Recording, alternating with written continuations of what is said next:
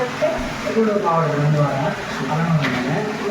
நான் வந்து பார்த்தீங்கன்னா அந்த ஒர்க் கிளாஸ் வந்து 2017 போயிருக்கேன். கிட்டத்தட்ட ஒரு 60,000 ரூபா செலவு பண்ணியிருக்கேன் ஒர்க் மொத்தம் கற்றுக்கிறதுக்காக.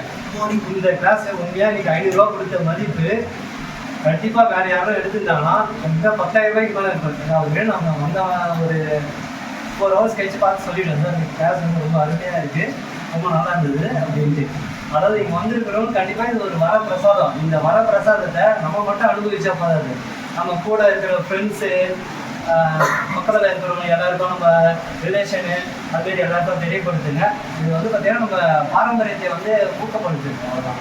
நோய் தான் மருத்துவம், அது வந்து கொண்டு வரணும். அவ்வளோதான். இப்போ சாதாரண ஒரு சளி பிடிக்குது அப்படின்னு பார்த்தீங்கன்னா ஒரு ஹாஸ்பிட்டல் போவோம், ஒரு 300 ரூபா வாங்கிடுவாங்க. இது பார்த்தீங்கன்னா இந்த ஒரு 500 ரூபான்றது வந்து பார்த்தீங்கன்னா ரொம்ப பயனுள்ளதாக இருக்கும்.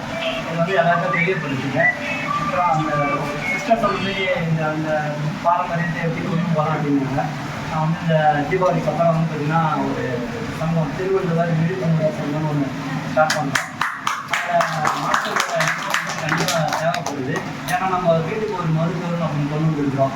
சாதாரண ஒரு வீட்டில் போய் நம்ம வந்து ஒரு மருத்துவர் அப்புறம் படிக்கிற அப்படின்னா படிக்க மாட்டான். சளி பிடிக்குதுன்னா அவனுக்கு ஏன் சளி பிடிக்குது அப்படின்ட்டு ஒரு எக்ஸ்பிளைன் பண்ண தான் அதை பார்த்து கற்றுப்பான். ஒரு இருமல் வருதுன்னா ஏன் வருது, ஜுரம் வருதுன்னா ஏன் வருது, இந்த கால் வலி, இந்த அல்சரு, இதோட விளைவுகள் என்னன்னு நம்ம ஒன்று ஒன்றா புரிய வச்சா தான் வருவான். இதெல்லாம் வரமாட்டான்.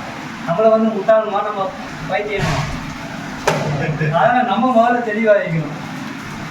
கண்டிப்பாக இந்த மாஸ்டருக்கு என்ன சொல்கிறேன்னா, இதை வந்து இன்னும் கொஞ்சம் இப்போ இது நடத்துகிற மாரி மந்திரி பண்ணணும்னு